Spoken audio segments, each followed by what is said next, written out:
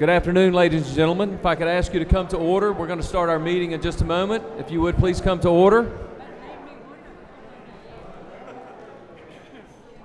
Good afternoon. Thank you very much. Good afternoon. I'm John Kennedy from Macon, and I represent the 18th District in the Georgia Senate. We're going to begin this hearing as we do all of our House and Senate hearings, and that is with a prayer. I'm going to ask Senator Max Burns, who is a senator from the 23rd District for the Georgia Senate, whose district is very close to here, if he would please come forward, open us in a word of prayer, and then I'm going to pitch it to my co-chair, Chairman from the House, Bonnie Rich. Senator Burns, would you please pray for us? If you'll pray with me, please. God, we're grateful. We're a blessed people. We live in the greatest nation on earth, and we live in the greatest state in the greatest nation. Lord, you know we're not perfect. You know we have challenges, and we need your guidance. We need your wisdom. We need your patience. Let us have very attentive ears, listen carefully to those who wish to share their thoughts, and may we make the decisions that will be pleasing in your sight. In Christ's name we pray. Amen. Thank you, Senator Burns. Chairman Rich. All right. Hello. Good evening. Thank you all so much for being here. My name is Bonnie Rich, and I am from Sewanee, Georgia. I represent District 97, which includes parts of northwestern Gwinnett County. I would like to also welcome and thank the other committee members for being here. We have traveled all over the state of Georgia together, and so we've been driving a lot of miles together. In addition to that, we have committee members who were not able to be here in person, and they are attending virtually via live stream. The entire meeting is being live streamed and then will be posted and recorded on our state senate and state house websites. We are holding these public hearings because we want to ensure that we are hearing from the members of the public prior to our redistricting process. This is the last of our 11 public hearings that we've held. We've held 2 virtual hearings, one at the beginning of the process and one toward the end, where Chairman Kennedy and I were at the Capitol, but the hearings were being held virtually so that anyone in the state could attend and speak. We have been all over the state in person as well, focusing on some of our fastest growing counties, of which this Columbia County is one. This is the 4th fastest growing county since the last census in the whole state of Georgia. So you all will probably see a lot of change here due to that. We have also been in the city of Atlanta. We have been in the suburbs of Atlanta. We have been in the north mountains, the north part of the state and the mountainous area. We've been at the coast. We've been to Brunswick.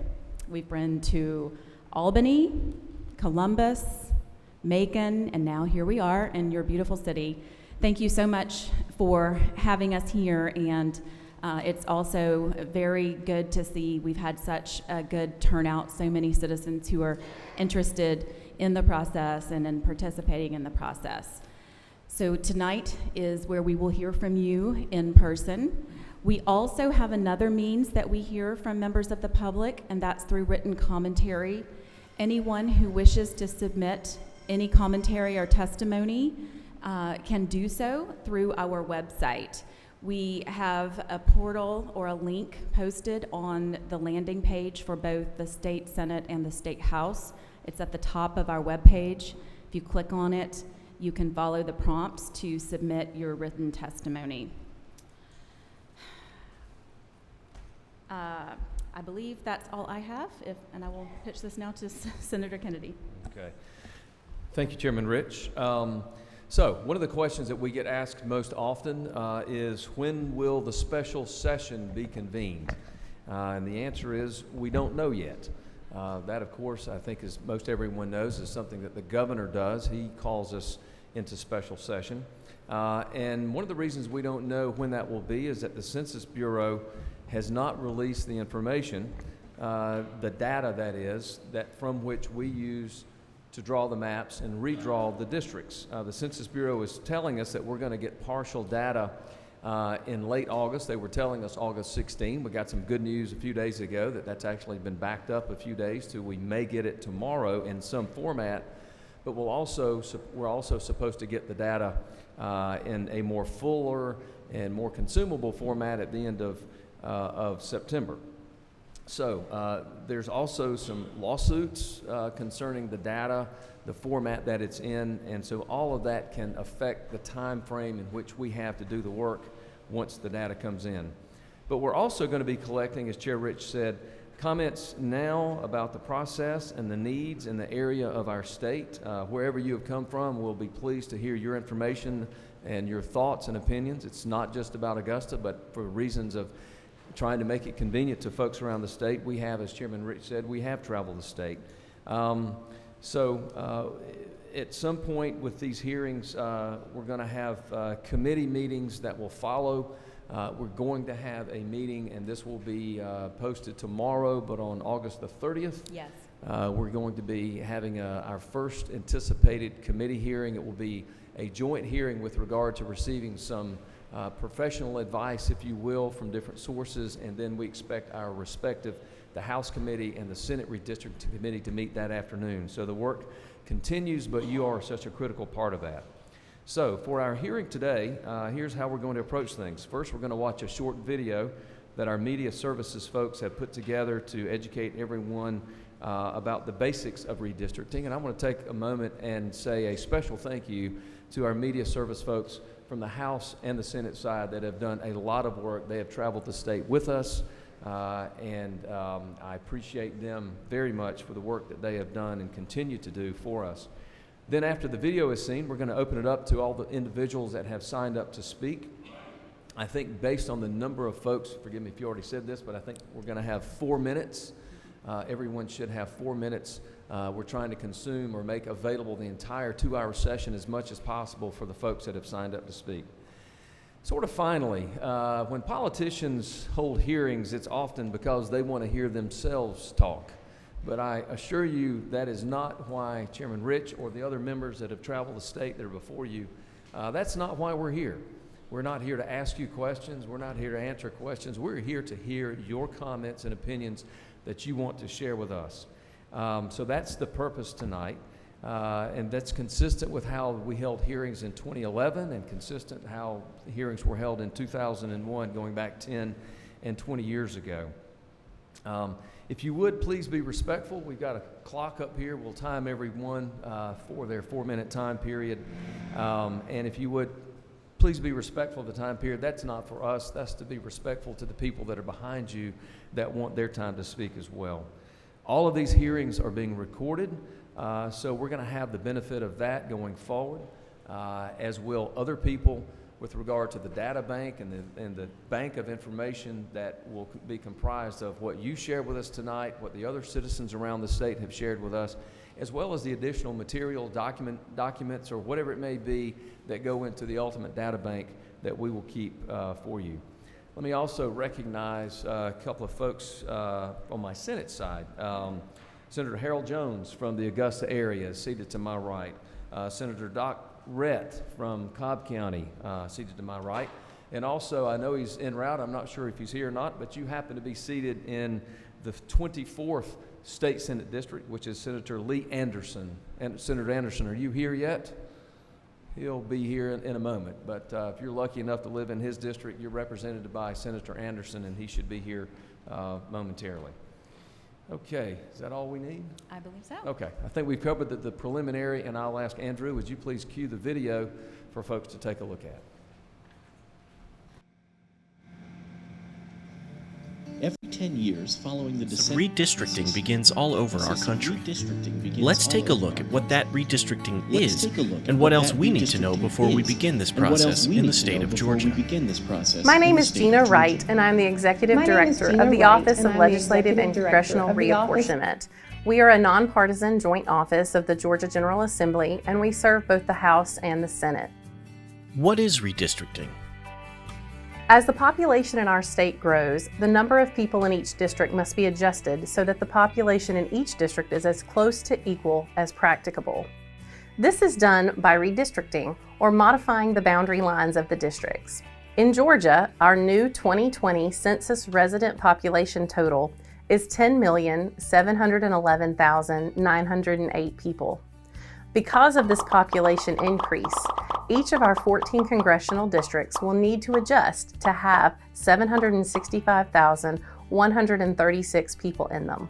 At the state level, our legislative branch of government has 56 state senators and 180 representatives in the state house, elected by districts.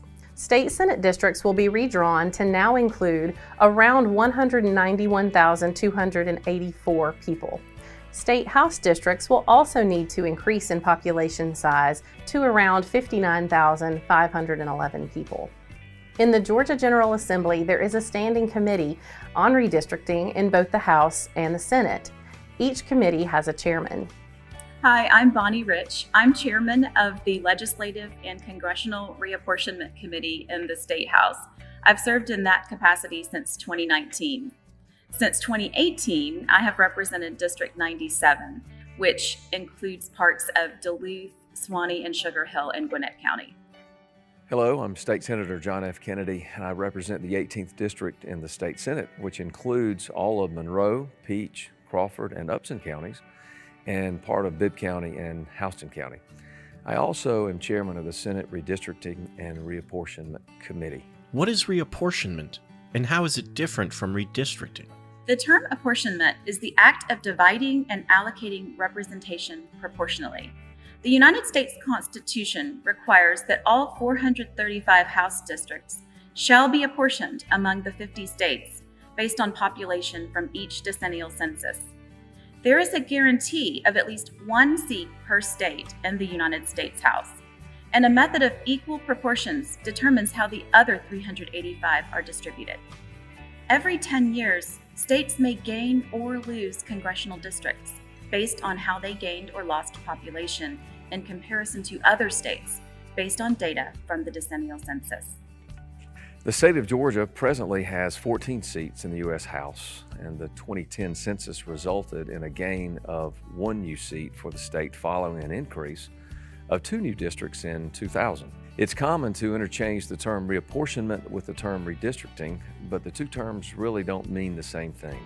Reapportionment only occurs at the federal level when U.S. House districts are distributed amongst the states. Even with a gain of over 1 million people in Georgia over the past decade, Georgia will continue to have 14 congressional districts. When does redistricting take place? Traditionally, the governor of Georgia issues a call for a special legislative session in late summer or early fall following the arrival of the new census data. The sole purpose of this session is to adopt newly redrawn maps for all statewide district plans and may also include new maps for local county commission or school board districts. The session occurs so that all county election officials have sufficient time to update voter district assignments once the process is complete, prior to elections the next year. After the Georgia General Assembly adopts new maps and the governor signs the bills into law, they become the new election districts for use in the next election cycle, or on the date specified in the legislation. This year, with COVID-related delays in the census, the special session will likely take place later in the year because we will not receive full census data until late August or September. What other factors do we have to consider besides equal population? The first mission of redistricting is to ensure that districts are roughly equal to each other. Equalizing population ensures that each individual's vote counts the same toward their representatives. But equal population is only one part of the puzzle. Maps must also comply with the Voting Rights Act of 1965 and traditional principles of redistricting, like ensuring communities of interest are represented, avoiding major changes to existing representation in the legislature, and keeping local government jurisdictions whole. Those legal criteria are what often keeps maps from being drawn as perfect squares across our state. Why do we have public hearings? The redistricting process begins with hearing from the public. The General Assembly is ready to hear from you about the uniqueness of your part of the state. what communities of interest are here, and what important factors it should consider as we all prepare to redraw the districts later this year.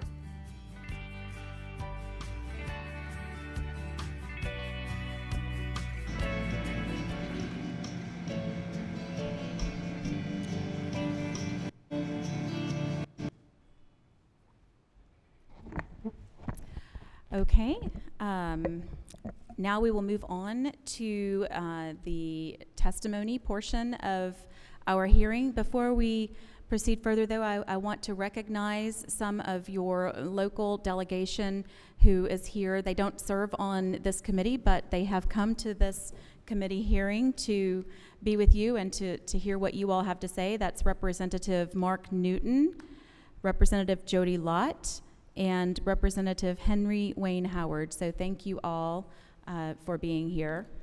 And with that, we will get started.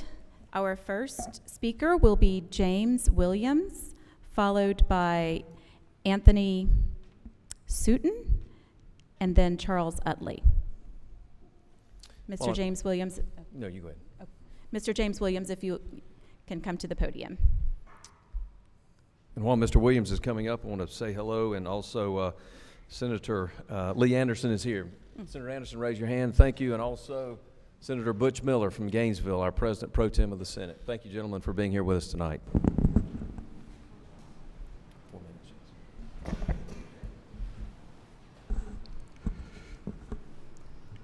Good evening.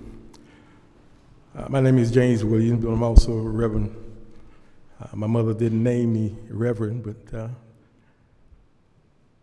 appreciate the presence and the opportunity to be here. First and foremost, I ask that the redistricting process be a fair and equitable process. My testimony today is that the citizens of Augusta, Richmond County, since the 2010 redistricting took place, has not had the benefit of congressional representation that reflects its population views or interests, or the benefit of being paired with communities of interest. Richmond County, being in the 12th district, of which the majority are rural, with the exception of Richmond County being more urban suburban. Richmond County also has the largest population among these counties, currently at 200,549, having received this count from the Director of Board of Election today. But when you add the population of all the other counties, they totally outnumber Richmond County. The 2010 population was 108,633 at 54% black. 54.2% black. The current count that I gave you is without the 2020 census, which from my understanding will be reported tomorrow. As I reference the position that we find ourselves in, which is one of packing, that is one of being placed with communities that does not reflect the interests or the populace of Richmond County. Therefore, the congressional elected representation is the same. Because of this packing, Richmond County has not been able to elect the kind of representation that reflects its views and interests. Though candidates with views and interests of Richmond County has sought election to the congressional seat, but has not been able to get elected because of the packing it finds itself in. This packing, a gerrymandering strategy, placing Richmond County in the midst of all these rural counties, dilutes the vote of the populace, which is majority black in Richmond County. The benefit of enjoying shared interests is not there. So, when you look at the results of the last two elections, 2018 and 2020, which is public record, Richmond County was the only county that did not vote in favor of the sitting incumbent. We consider this to be a grave injustice to the citizens of Richmond County if this present districting state, as it is today, is allowed to continue. In your deliberation to be fair in all that you do, in this process, know the damage that has been and is being done to a people more worthy than what they currently have. Stop stifling their presence and their vote. And as I conclude, we ask you to look deep into the solutions that will arise out of the redistricting process to correct a wrong that is so openly before us. Stop the packing strategy to gain control over a people who equally deserves what others have control over. We have to have a voice and a vote. Again, in the redistricting process, be fair and equitable. Thank you.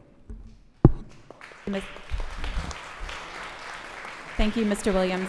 Next we have Anthony, is it Suter or Booker? Anthony Booker. Booker. Reverend Anthony Booker, President of the Baptist Ministers Conference of Augusta, representing 67 pastors across the Augusta, Columbia County, McDuffie, and Waynesboro area.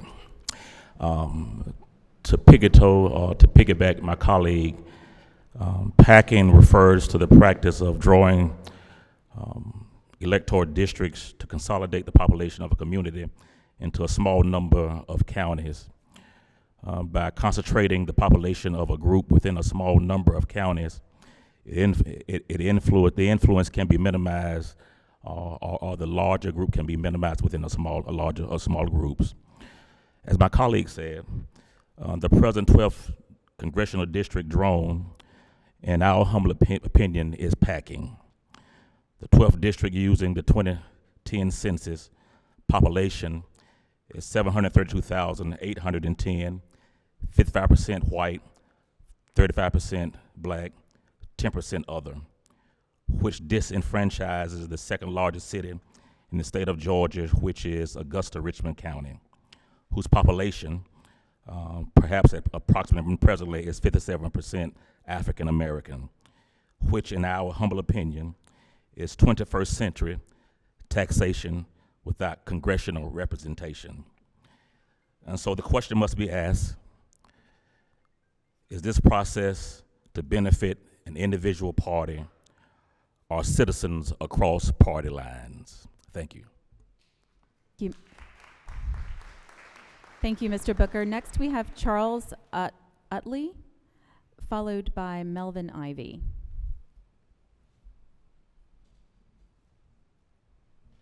Good afternoon, everyone. I want to talk with you just about what you're doing. I'm very interested in the process, in understanding you and what you have before you. Have a job that I hope you're going to do your best to make sure. I understand there's a term called packing. I want you to pack justice and not injustice. I want you to pack, when you get to yourselves, equal and liberty and authority for all. I want you to draw the lines for the district with having in mind that this is not for just a moment in time, but it's to last a lifetime for those who will go through the process. When you draw your lines, I want you to keep in mind that we're drawing lines of unity, not separation. And when you draw your lines, I want you to understand that we want to go and be one in love with one another. And I know that's hard to say and hard for anybody to understand why in the world he's talking about love and we're talking about drawing lines, because if you don't do it in love, justice, and equality, you're messing up. And I want to tell you like it is. I don't want to make it seem like you have an equal and opportunity, but make sure that when you look behind your shoulders, you can look at your own future and tell your own children and grandchildren and all the rest of your family, I was a part of making sure that everyone in the district was recognized. Everyone had an equal and opposite desire, and it was met. Do what's right, but do it with justice and equality.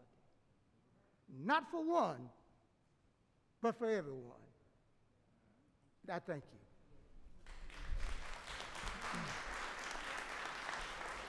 Thank you, Mr. Utley. Next, we have Melvin Ivey, followed by Rosa Clemons. Good evening. Thank you all so much for convening this meeting. My name is Reverend Melvin Ivey. I am the president of the Augusta branch NAACP, where we have approximately 350 members. This afternoon, I rise to just share with you concerning redistricting transparency. What we're looking for is simply that we have more redistricting transparency and less litigation. What we're looking for and what we understand is that in most states, state legislators are in charge of drawing the congressional maps.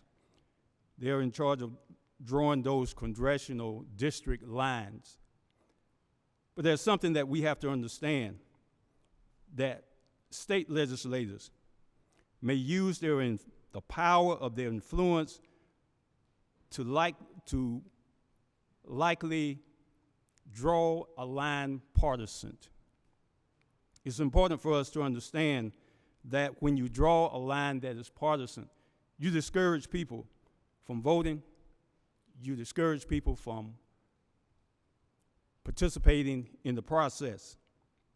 Democracy works best when voting lines are drawn fairly, when people feel that they have an equal chance, that there is a nonpartisan map that has been drawn.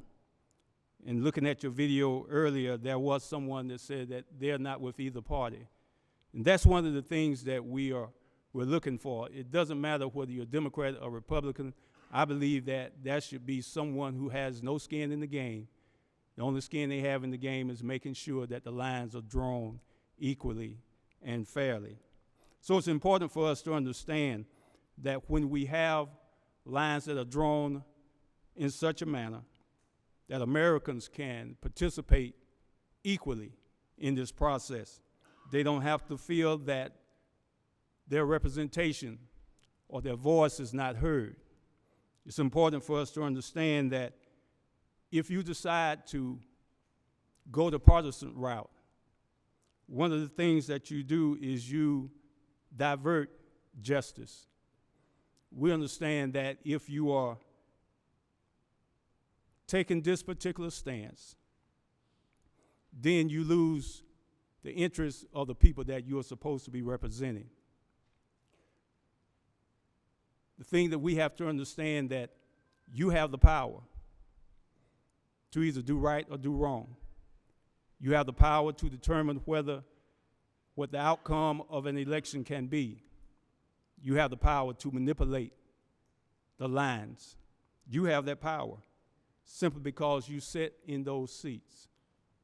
So I want to leave you with two things. There are two sources that can bring about discrimination in the drawing of these maps. There's partisan gerrymandering, and then there is the electoral system. When we do not devise a system that is fair and equal to all people, the next election, you may not be in that seat, and someone else will be in that seat. I believe if we go forward being fair and being just, that regardless of who's sitting in that seat, they will follow your lead. So your decision that you make will determine what decision the people that follow you make. Thank you. Thank you, Mr. Ivey. Next, we have Rosa Clemons, followed by Carlton Howard. Good afternoon. Good afternoon, everyone. My name is Rosa Clemons, and I'm a proud senior citizen. I will be representing myself. I have lived in Augusta more than 50 years, with a major portion of that time spent in South Augusta, a community that has one major park, 2 recreation centers, no designated walkable, safe, green area for seniors, and no white tablecloth restaurants. It is during this preparation phase for today that I have learned so much about how significantly redistricting impacts my life. Therefore, it is important who represents my voice and my vote. I am here today to advocate for lines to be drawn fairly and equitable, taking into consideration like and similar communities. Based on the history of the 2010 census and the redistricting that followed, fairness and equal distribution of resources was not the name of the game. Lines were drawn that did not protect my interests. I stand before you today to say, I want you to consider a fair, transparent, and public process be followed, that my district is not split or changed unfairly for partisan reasons, that my vote is not diluted or diminished, and my community is paired with like or similar communities, and my rights as a citizen are not violated in the process. I thank you. Thank you, Ms. Clemons. Next, we have Carlton Howard, followed by Marion Brown.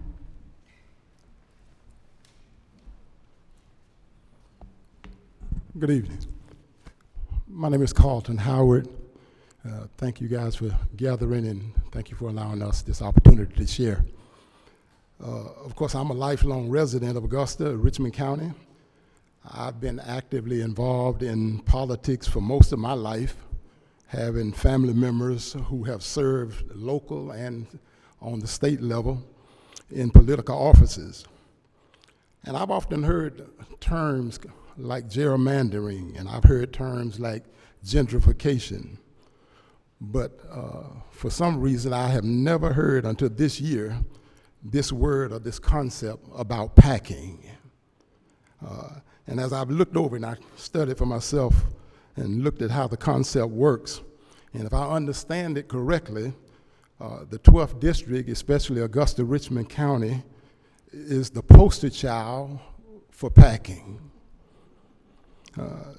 If you look at the data from the Secretary of State's Office of Georgia, it points this out clearly. Richmond County is paired with about 17 other counties in Georgia. And if you look at the voting record of 2020 and 2018, on an average, 33% of the voters in Richmond County cast votes on Republican ballots. 33% in Richmond County cast Republican ballots. If you combine the percentages of 11 of the remaining counties that we are paired with, you will see that 68% of the voters in those counties voted Republican. This is a serious case of packing and disparity, in my opinion, and to the great disadvantage of Augusta, Richmond County. When you consider that only 33% of the influence in an election, in a congressional election, that we have that decides where federal dollars are going, it is easy to be, for us to be ignored, and the candidates still do not affect the rural areas as much. They can ignore us as a citizenry and not affect the outcome of the race. That is just two of the issues that comes to mind when we need congressional representation in Richmond County and Augusta that does not affect rural counties. It's things like housing, things like hunger, homelessness, two of those items. And we cannot be compared to Appling County and Richmond County. Those are two diametrically opposed thoughts or patterns. So because we have nothing in common. And I would like to say I do understand politics of those who are in power, the concept that those who are in power have the power to draw lines within the rules and leave everything as it is. But my appeal to you guys, my appeal to you is, as a commission and those who are going to be drawing those lines, my appeal is a moral appeal. I know that based on the present makeup of our state legislature, we will not be a major stakeholder in the next electing process where we elect our next state senators and our congressmen. But when you think about 33% for a city like Augusta, I think that's morally unfair. And we ask that you would consider that in drawing and making your recommendations to draw the next lines. Thank you for your time.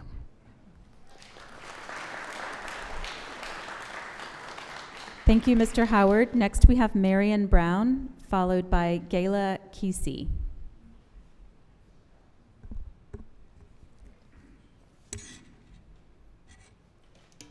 Good afternoon. And again, my name is Marion Brown. I'm a resident of Augusta, and I serve as the president of the Csra League of Women Voters. I thank you, Representative Rich and Senator Kennedy, for this opportunity to speak. And given the rescheduling, we're so happy to have you here today. The League of Women Voters is a nonpartisan political organization that encourages informed and active participation in government. We never support or oppose any political party or candidate. One of the benefits of being near the end of the hearing schedule is that I've had the opportunity to listen to the concerns of other residents across the state of Georgia. And here's what I've learned. Georgians really do have more in common than not. If I could cite some of the recurring concerns that have resonated during these hearings, they would be the following. Georgians want fair districts, they want transparency, they want communities of interest to not be divided, and they want an end to partisan gerrymandering. I can only cover maybe two of these this afternoon due to the time.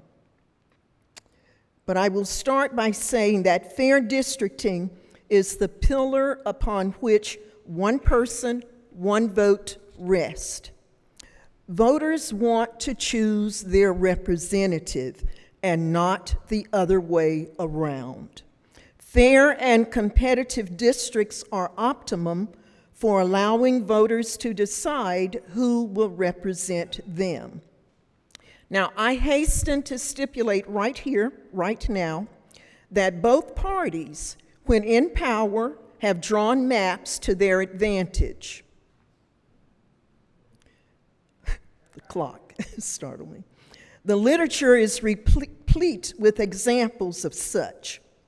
What we know is that when the system is not fairly equitable to all individuals, then the officials pick their voters.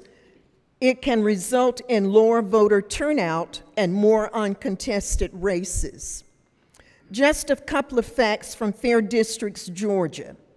While the rate of uncontested races dipped slightly from 2014 to 2016, the percentage of people living in legislative districts without electoral choices has been gradually rising over the past several decades. When voters do not have electoral choices, they tend to drop out of the voting process. In 2016, just 31 of the 180 state house districts featured both Republican and Democratic candidates. That was a nationwide high of uncontested 83%. That is staggering. On the national level, in 2016, less than 15% of the 435 districts lacked a Republican or Democratic candidate, that was a little better.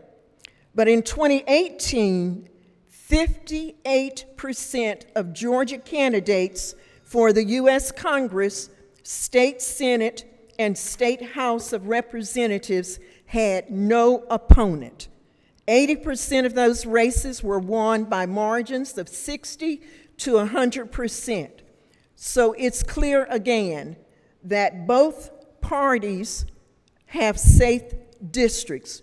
We're counting on you to be fair in the drawing of the district lines so that all citizens are represented. Again, thank you for coming and thank you for the opportunity to speak.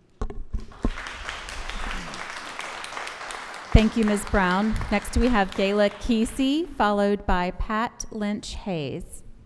Hello, my name is Gayla Kesey, and first I would like to start by thanking you for rescheduling this meeting.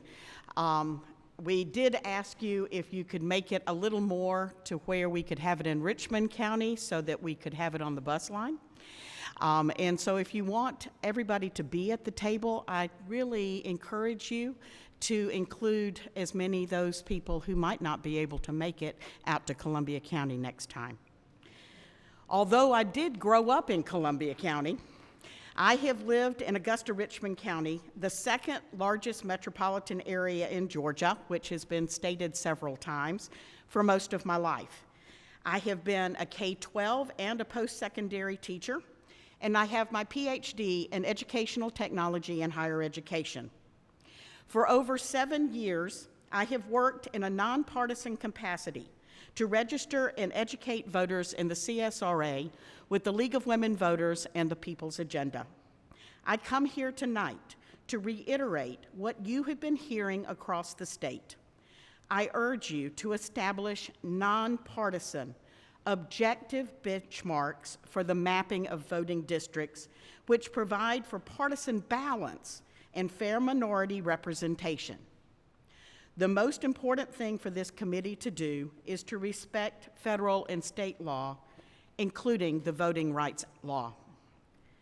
For the redistricting process to work, and for democracy to work, and to create fair maps and fair representation for all Georgians, the public must trust that our legislators are acting for their benefit and not just to stay in office.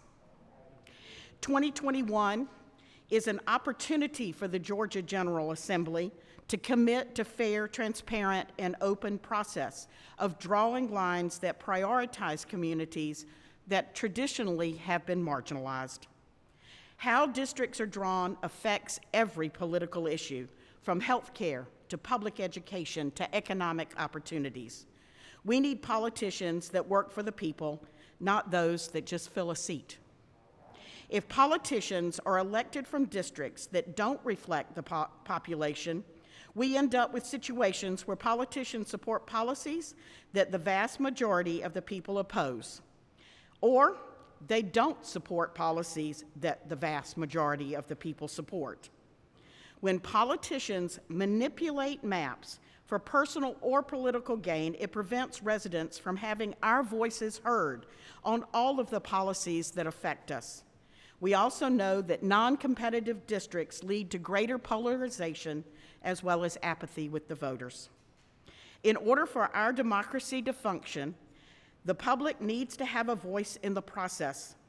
Because of the timing of the census, I understand there is a limited time to redraw the districts. I am asking this committee to commit to holding additional hearings for the public to view, understand, and comment on the proposed maps. Also, provide the public with sufficient notice and capability to review the maps before those hearings. Furthermore, I am asking legislators to draw the maps, to explain why they chose to draw the maps the way they did, and not to hide any communications they have regarding drawing those maps. I implore you to not only take the current census data into consideration, but also the testimony submitted across the state. Purposefully breaking up communities takes away the community's ability to come together and advocate for important issues. So I like to thank the committee for listening to me today and ask that you consider the representative needs of each community, and to the extent that is possible to do so without diluting minority voting power or otherwise violating the law. Thank you, Ms. Kesey. Next, we have Pat Lynch Hayes, followed by Betty Reese. Good afternoon. My name is Pat Lynch Hayes, and my community of interest is the local League of Women Voters. I'm not an officer of the League and don't speak in their name, but as a member, I'm very, very much aware of how important it is to the citizens that the information that redistricting is based on be available for them to access, and to the process be transparent. So what I'm here is to ask this committee that this not be the last public forum that we have, but that once the census data is in, that future forums be scheduled that people have access to, that they know the information that the process is being based on, that they know how the process is organized, and that a nonpartisan group be the organizers. Thank you. Thank you, Ms. Lynch Hayes. Next, we have Betty Reese, followed by Mia Nanweiler.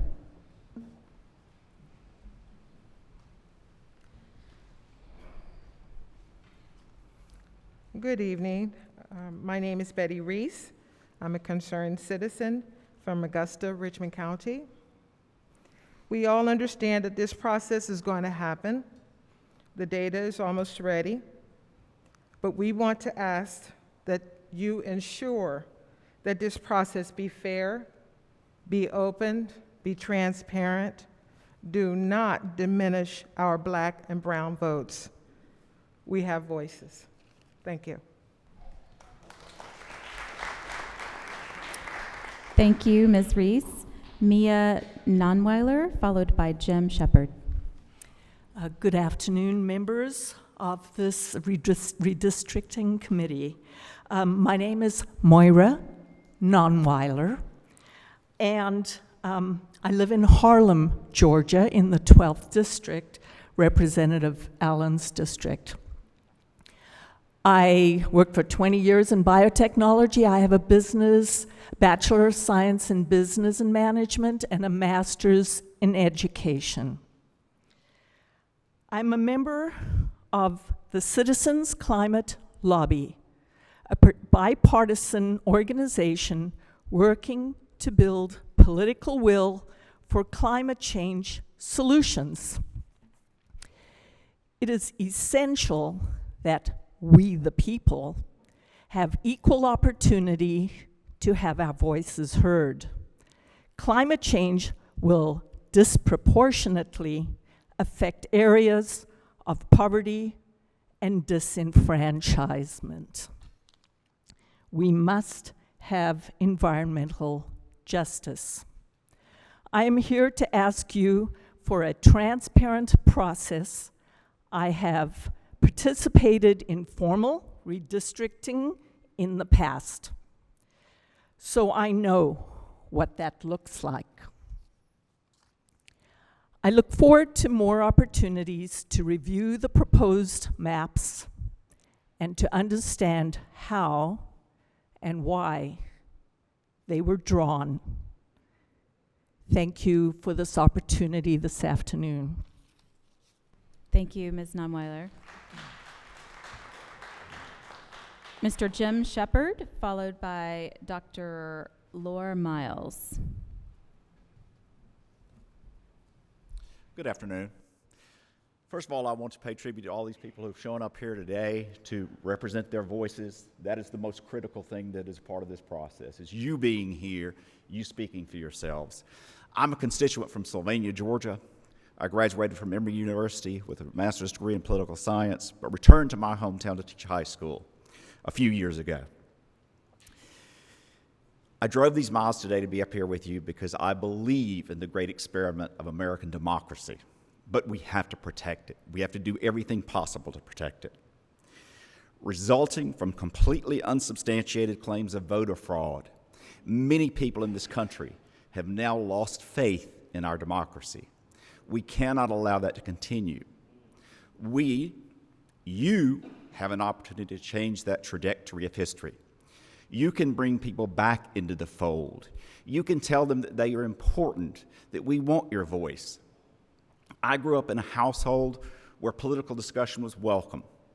We sometimes voted for Democrats, we sometimes voted for Republicans.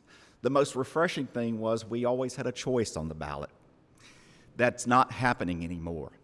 We're in a hyper-partisan environment that does not encourage participation. You do not want your children, you do not want your grandchildren to live in this sort of society. In fact, if you look at the lessons of history, you will see that tyrannies take root when democratic principles and democratic opportunity is taken away from people. So please, ladies and gentlemen, listen to what these people are asking you to do. Know that you have an absolute obligation to listen to what they're trying to tell you. I've had the misfortune the last 3 years of losing both of my parents. But I can tell you this, my parents are with me every single day. The things that they taught me were very critical lessons. They were lessons of integrity, of honesty, and of fairness. And so I would beg you to write a little card and put it on your table when you go to draw these lines, and remind yourselves of those things. Honesty, integrity, fairness. That's the way these lines need to be drawn. And we need to include everybody in this great American experiment. Thank you so much. Thank you, Mr. Shepard. Next, we have Dr. Laura Miles. Good afternoon, and paying honor, of course, to everyone in their respective places. I am Dr. Laura Miles, but I would like to say today that I actually represent the invisible. I represent those who are not here, the next generation. The next generation that has to not only depend on what is about to be voted upon, but also based upon the lines that you decide that you actually draw, that those children, black, white, I'd like to say green and yellow, are going to be able to have advantages that will be and shall be fair to all. Now, I'm from Memphis, Tennessee, and I've been marching since the age of 6. In other words, I've always had a family that believed in voting, believed in making sure, as some of us would like to ironically speak and say, stay woke. Now, if I were to come here, and I've heard all of the different types of data, and the data that is coming out, but I'm not here to accuse you. I'm only here to remind you that I'm looking at all of the people that represent my invisible and the invisible of those who are sitting in this room, but you represent the 10 million. And guess what? It was worth me walking into this room to speak to you concerning something very small. As a matter of fact, it is said that even in the book that we read, it says that the spider is a very small thing, but it is wise. It is not only just wise, but one thing about a spider, when she weaves, or he weaves, or should we say, when they weave their web, they weave it either secretly or openly. I didn't come here to say that you're about to weave anything secretly, because we already know it's about to be openly done with a great decision. I'm knowing, and I am not only knowing this, but I have that kind of respect for you to believe that you're going to go and sit in a room and make one of the best decisions for the state of Georgia and for the 10 million that are not only being represented in the state of Georgia, but the 10 million that you don't see. Thank you again. Thank you, Dr. Miles. Next, we have Joshua Hewing, followed by Sherman Lofson.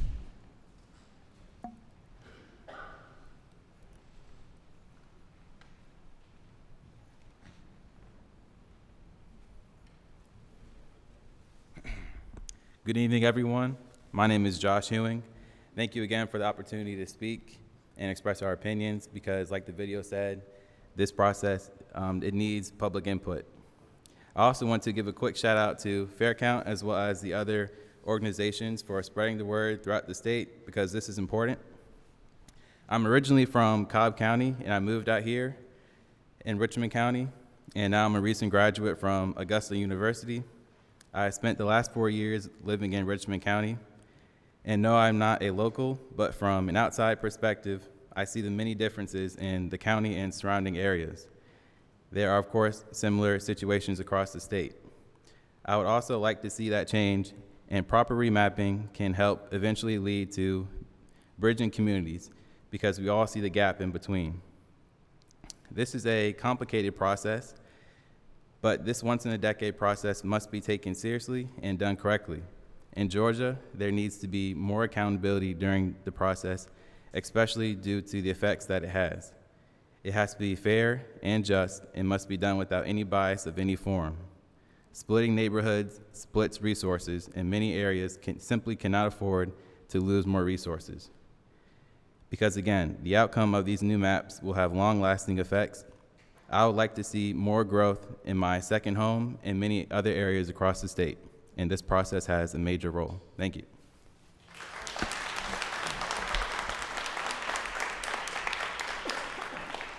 Thank you, Mr. Sherman Lofton Jr.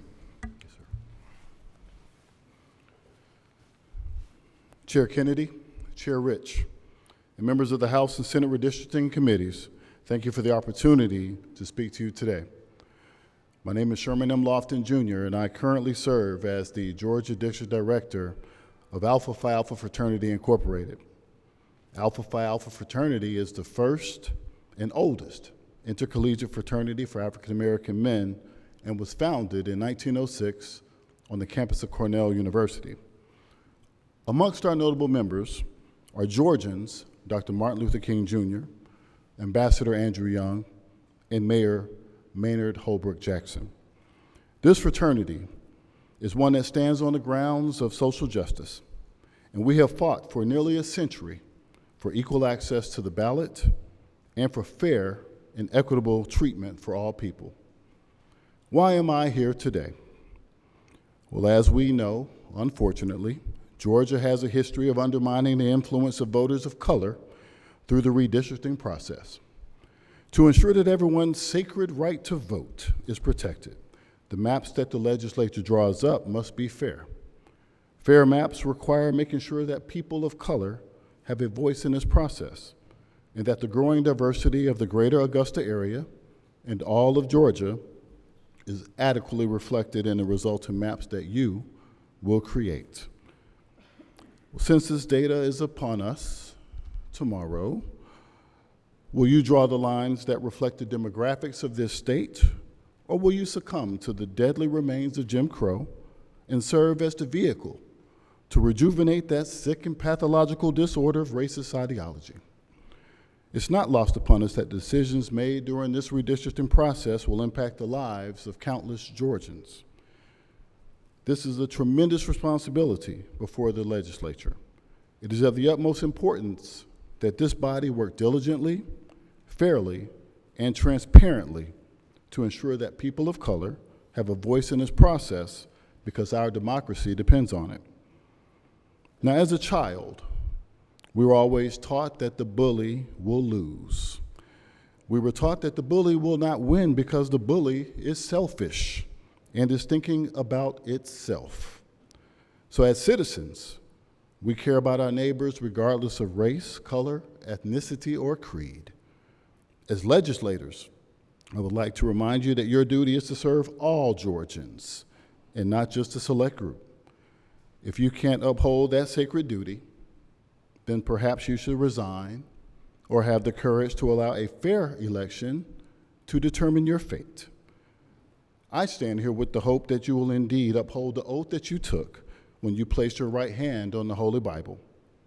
I stand here with hope that the demographic changes reflected in the 2020 census will result in maps that reflect the diversity of the greater Augusta area and all of Georgia to ensure that voters of color have the same opportunity to elect candidates of their choice. I stand here also as a lifelong Georgian that this committee will uphold its sacred duty and draw lines that are reflective of the current demographics so that we all will benefit. And I'll leave you with this. It's never a wrong time to do the right thing. Thank you.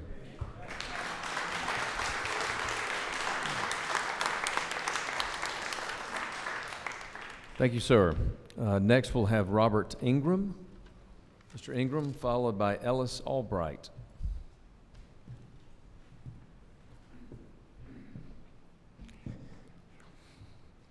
Yes, I am Robert Ingram, and I lived in the area, especially Richmond County, South Augusta, since 1961.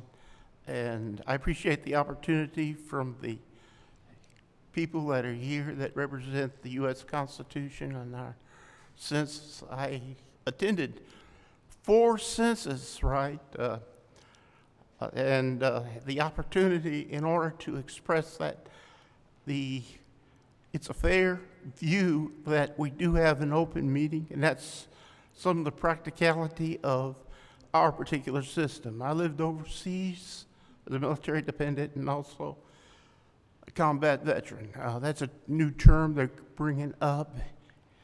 It's not very kind, but it's said in the public and it's in the past. Thank goodness. And, okay. I do know several of our people here that do represent us. I know how many, approximately how many people really do represent us. You count the number of people representing us in various categories. And it's very important that you get the right words and image in order to represent the best of what we're doing here now. And thank you for the opportunity for the few words I was allowed to say. Y'all have a great day. Thank you.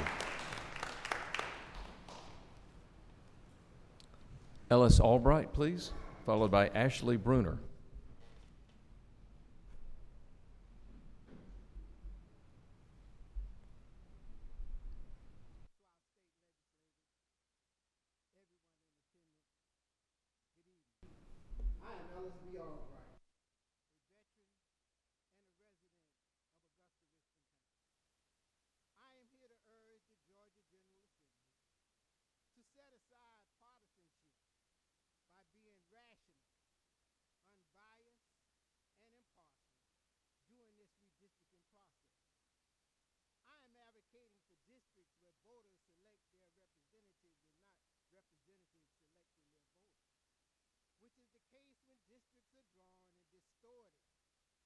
Form and malformed shapes. I'm employing the lawmakers of this state to draw boundaries that provide for equal representation around the state by discounting the practice of giving the majority party an advantage, even if the vast majority of Georgians do not support your policy. Leadership is having the courage to do what is accurate, objective, and ethical.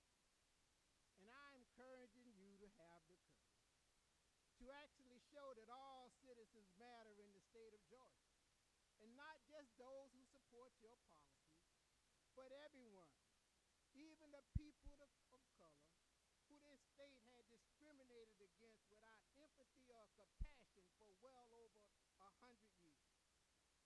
I am prayerful that legislators would have the fortitude to allow a ballot initiative for voters to decide if an independent bipartisan committee should be formed to draw lines for future elections, especially in light of the passing of has made state legislators the supreme vote count and the ultimate authority in regards to elections.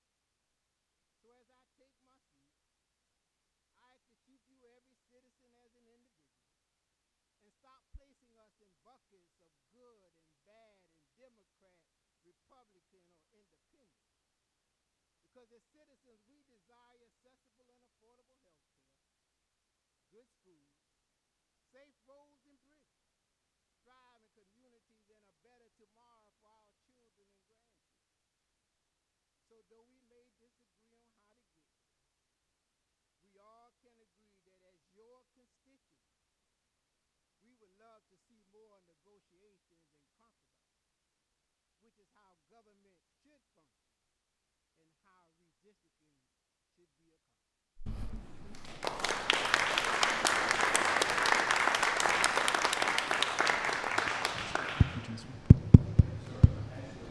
Followed by Carrie Smith. Good evening, Chairman Kennedy, Chairwoman Rich, and members of the Joint Committee. My name is Ashley Bruner. I serve as policy advocate at the ACLU of Georgia. We are a nonpartisan organization, and we believe that the right to vote is a sacred civil liberty.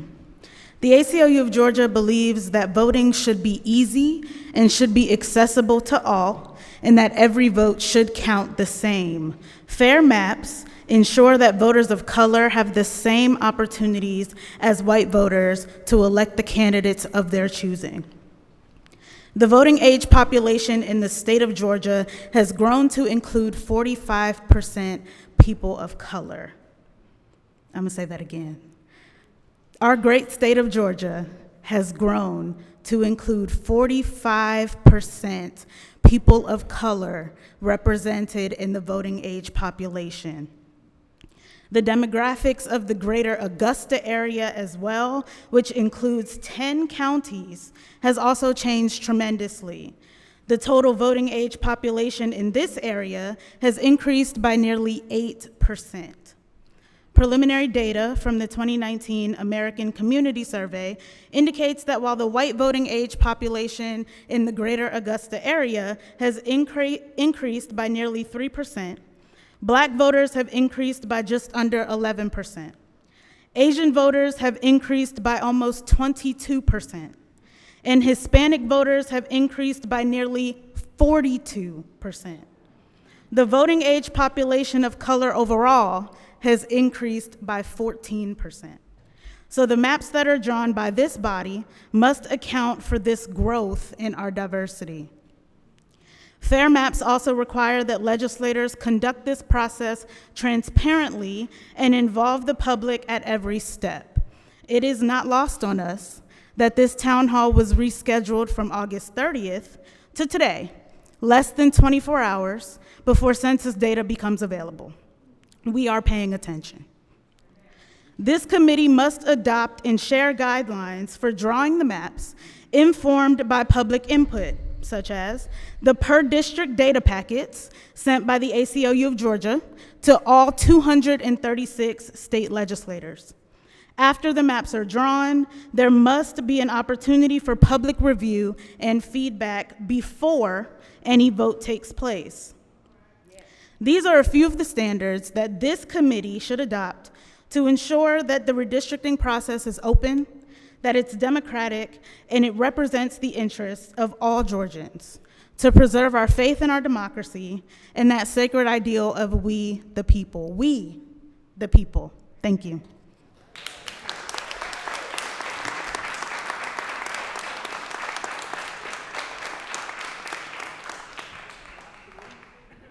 Carrie Smith, please.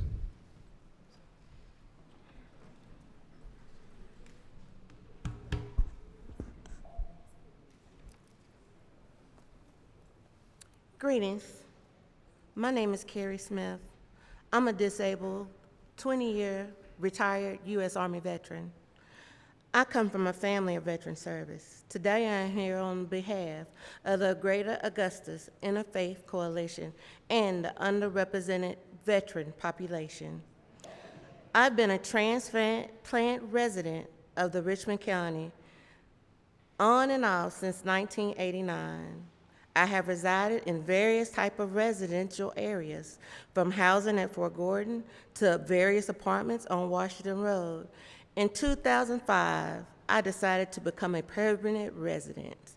I ended up moving into the Kingston subdivision because it met the needs of my daughter, who wanted to ensure that she remained with her same high school classmates. I can say that she is a productive 28-year-old young adult. This brings me to my concern. Due to the disappropriate realignment of districts over the previous periods, it has led to the degradation of the Richmond County school system. They are often overpopulated and understaffed.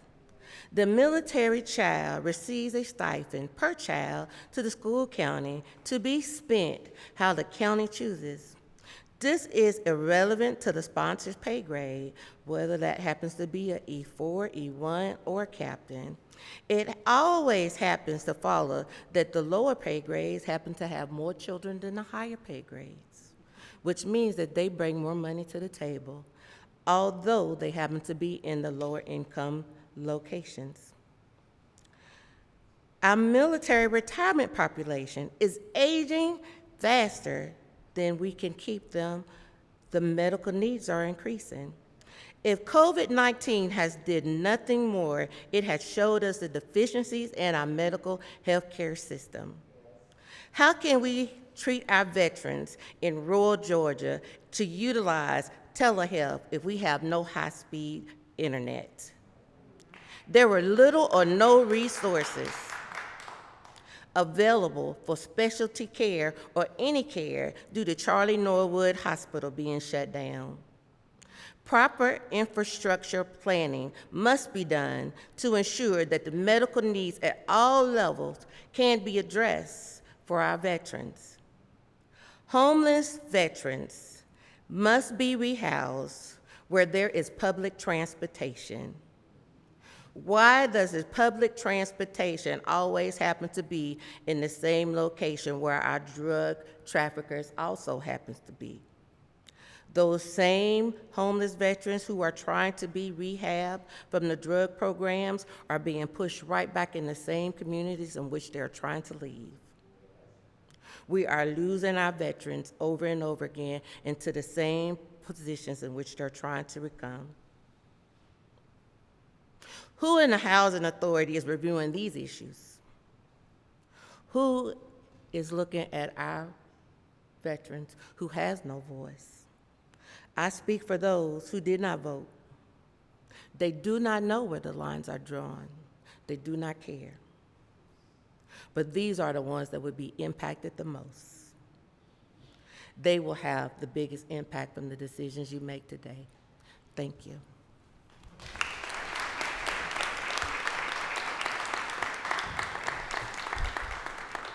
Thank you, ma'am. Asim Javed, please. Followed by Salik Sohani.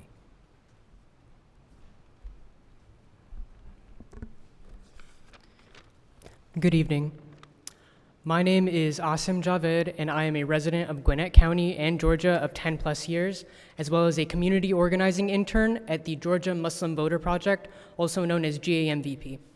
GAMVP is a nonpartisan organization dedicated to elevating the Muslim, the immigrant, and the person of color voice through civic engagement and voter registration within our communities.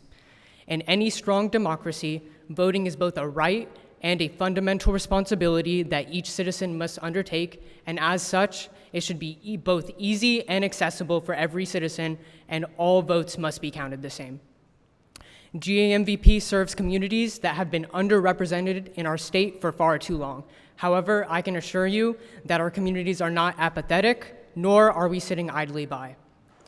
As the immigrant and Muslim communities are rapidly growing in Gwinnett County and throughout Georgia, we demand and deserve equal representation in our state.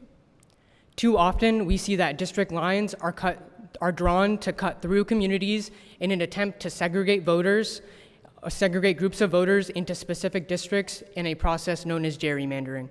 I demand that our communities are kept together through the drawing of fair and representative maps, which are vital to ensure that our votes count and that communities are able to elect representatives from, of, and for their communities.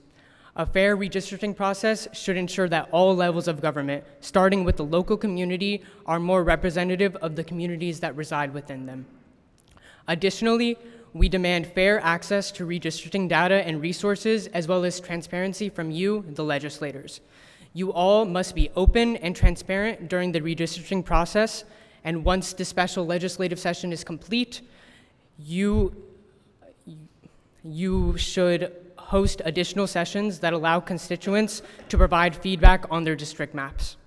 In addition, given the growth of the Muslim and immigrant communities throughout Georgia, our communities demand increased language accessibility as the redistricting process continues. This includes sharing information regarding the redistricting process in at least the following languages: Spanish, Vietnamese, Korean, Hindi, Urdu, and Arabic, among many others. As one of your constituents, I demand that you take these appeals into consideration as you continue this process to ensure equal and accessible representation for our communities. Thank you for your time.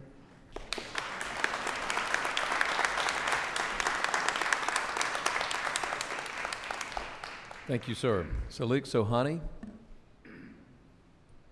to be followed by Debbie McCord.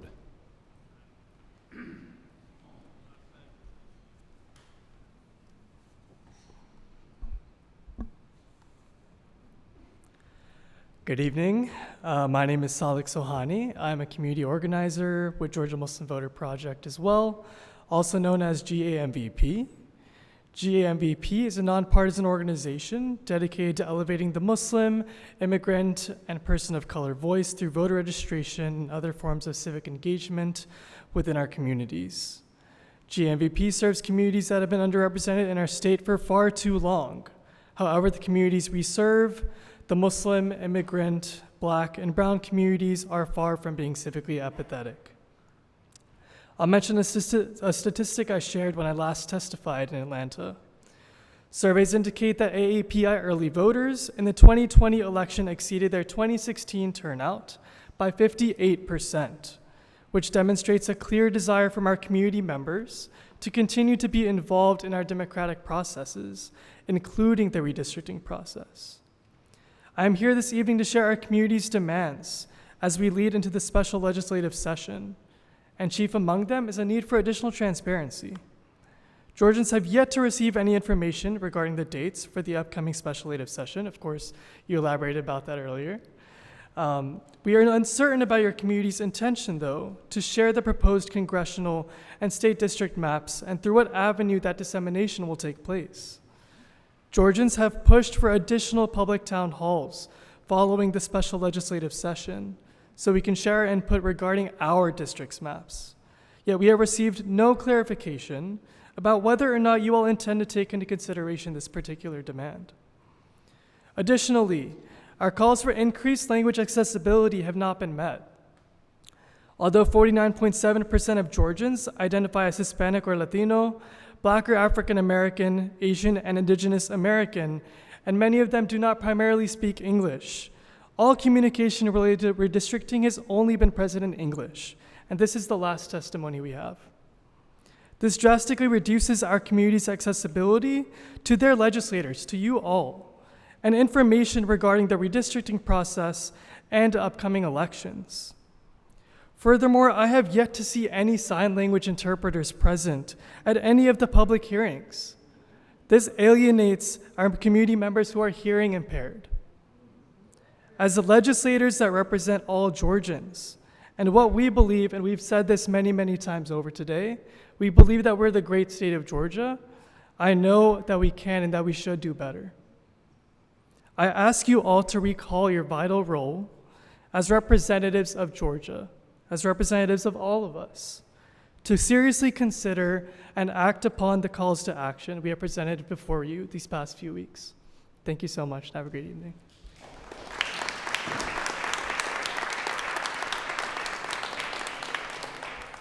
Thank you, sir. Debbie McCord, followed by Lisa Barney. Thank you. I am Debbie McCord. I am here as the chairman of the Columbia County Republican Party today. I'm hoping that my comments, though, will reflect the spirit of most voters of the majority or all voters in Columbia County. I'm a veteran of numerous redistricting activities and the pain and agony they have caused in some cases and numerous lawsuits. We're going to ask the following, that your job is rather thankless, because balancing the numbers between different ethnicities, different genders, different populations is hard, and trying to make all of us happy is next to impossible. We do ask the following when making the changes to district lines. Please be respectful of communities of interest.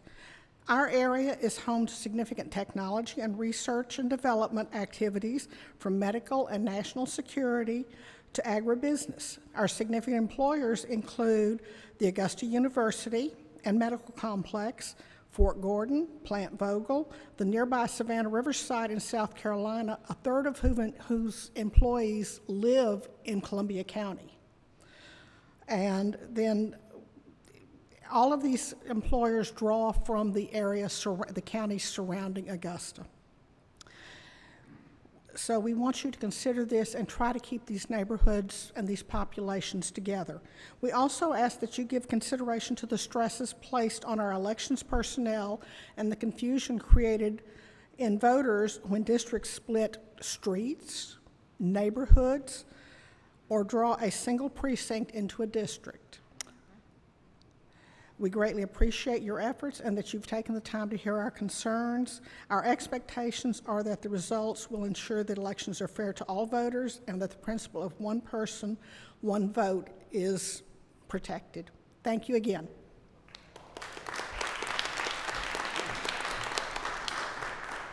Thank you, ma'am. Lisa Barney, please.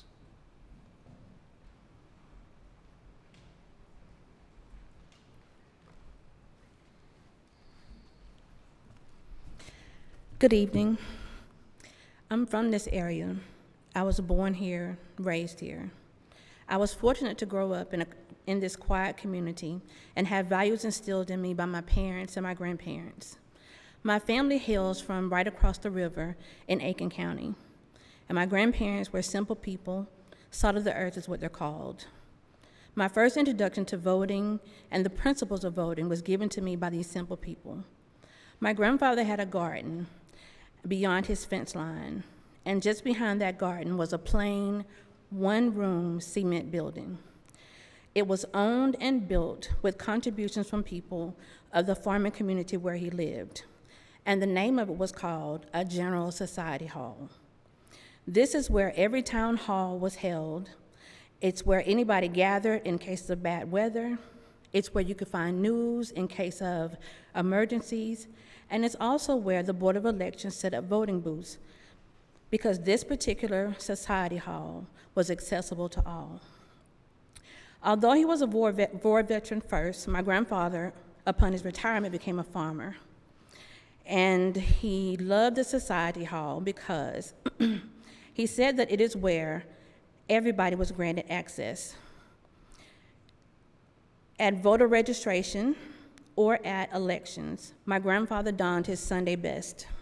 My grandmother, who normally wore her modest frock and an apron, donned her Sunday best, and they went to the election.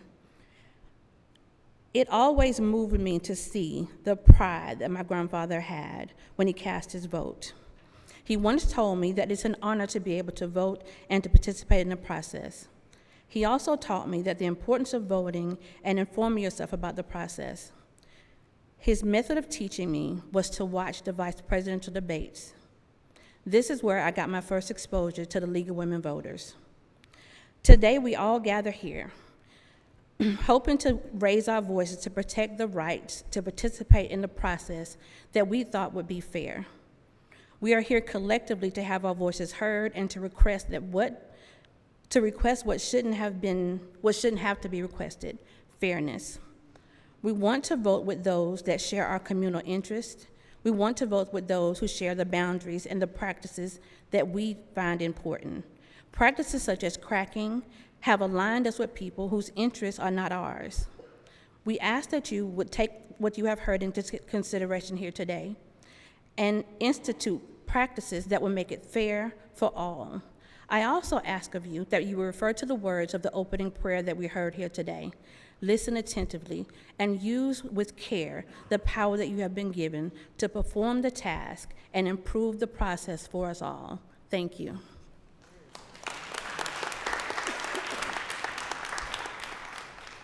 Thank you, ma'am. Marija Kleistra? To be followed by Diminish and Attentive. Good evening, everybody, chairs, members of the committee. My name is Marika Kilstra. I'm a redistricting coordinator for Fair Count, a nonpartisan nonprofit focused on equity, access, and participation in our democracy. I'm here in support of fair and equitable redistricting and to ask for transparency in this process. So I've been to or tuned in to all of the 11 hearings y'all have held so far, and it's really been inspiring to see people from all across Georgia take part in this process and speak out about what matters to them and their communities. There's clearly no lack of interest in redistricting or of people who care deeply about the results of this year's map-making session. And I appreciate y'all driving across Georgia to hear from people across the state. At the same time, I also worry that these hearings will mean nothing if there's not a clear and public commitment from the committee to transparency and fairness in this redistricting process. This would mean telling us the criteria used in redistricting, making draft maps publicly available, holding further public hearings available in multiple languages for people to respond to these draft maps, and having a clear process for responding to community input. I would also request that you make it possible for community members to submit their own maps, since there's currently no way to do so on the written to attach anything to the portal for written comments on the process. If people can't comment on the maps once they're drawn, and there's no clear way for complaints to be responded to and remedied, then these hearings will have been revealed as an empty gesture, and a false one at that. I truly hope this is not the case, and I hope that you will make these commitments publicly to show that you really do desire this process to be a fair and democratic one. I appreciate y'all taking the time to hold these meetings, and I ask that you make a clear commitment to share your criteria for drawing maps, share your timelines for map drawing, share these maps publicly, and have a clear process for public comment and debate before they're passed into law. These maps will affect Georgians for the next decade, and the people of Georgia deserve a fair and transparent redistricting process where all our voices can be heard. Thank you for your time. Thank you.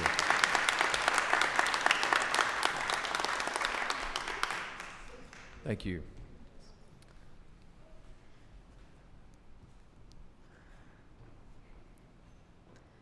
Get this off.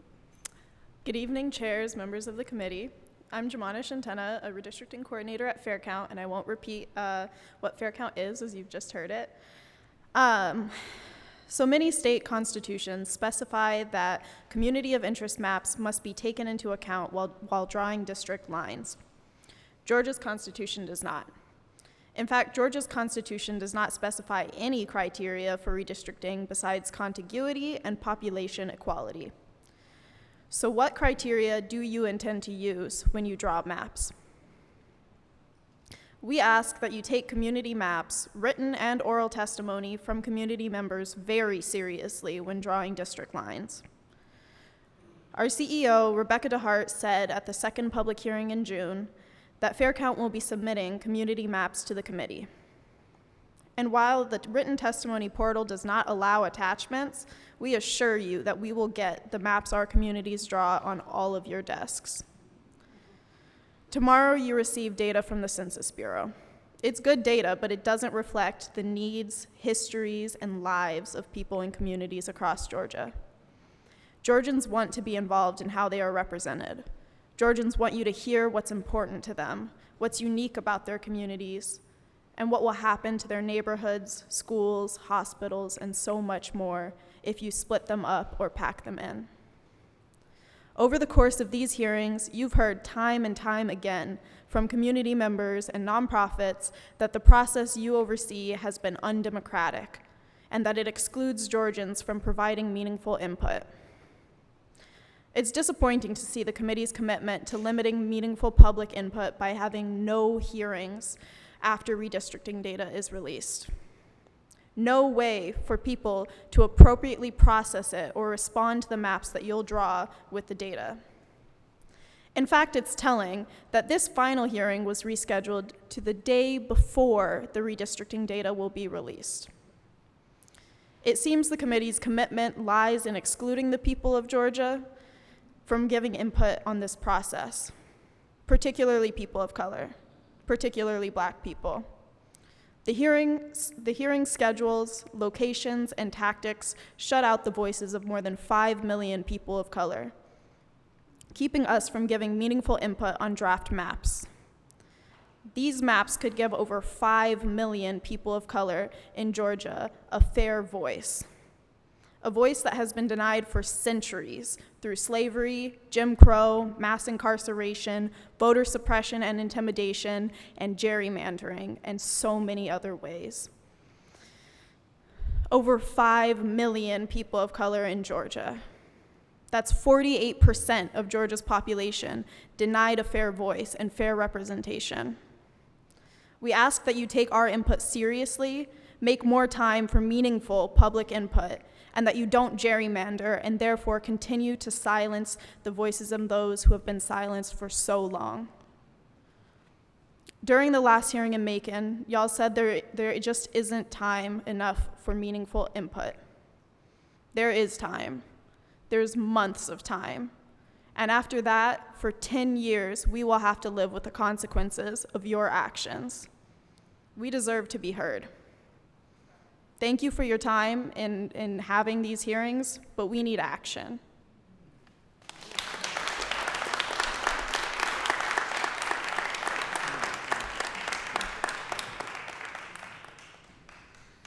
Thank you. Thank you, ma'am. So that concludes everyone who has signed up on the list. Is there anyone who thinks they signed up on the sign-up sheet to address us this evening that we did not call your name? Okay. With that, just a few final comments. Number one, Senator Anderson, thank you for hosting us in your district.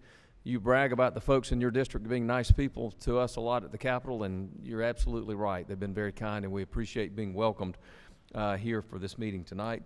I failed to recognize Ms. Regina Quick earlier this evening. She's with Lieutenant Governor Jeff Duncan's office. Thank you, Ms. Quick, for being with us. I want to also again thank the members of the House and the Senate, both those that are here that have traveled around the state to listen to you, as well as those that are at home or wherever in their office watching this on the live stream.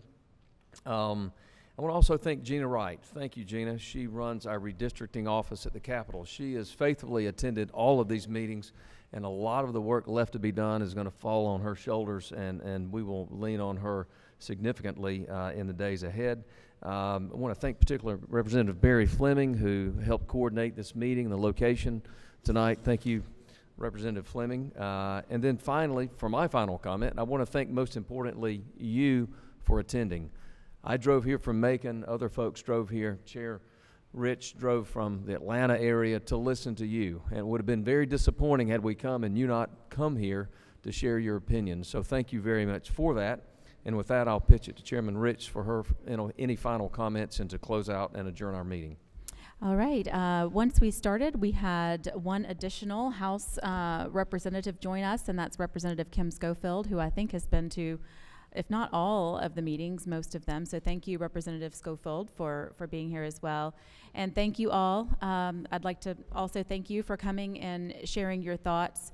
And with that, I will... Oh, and we have one more representative who joined us, Representative Gloria Frazier as well. So thank you, Representative Frazier, for being here. You all have a wonderful delegation. They've come out to listen to you as well. And with that, we will stand adjourned.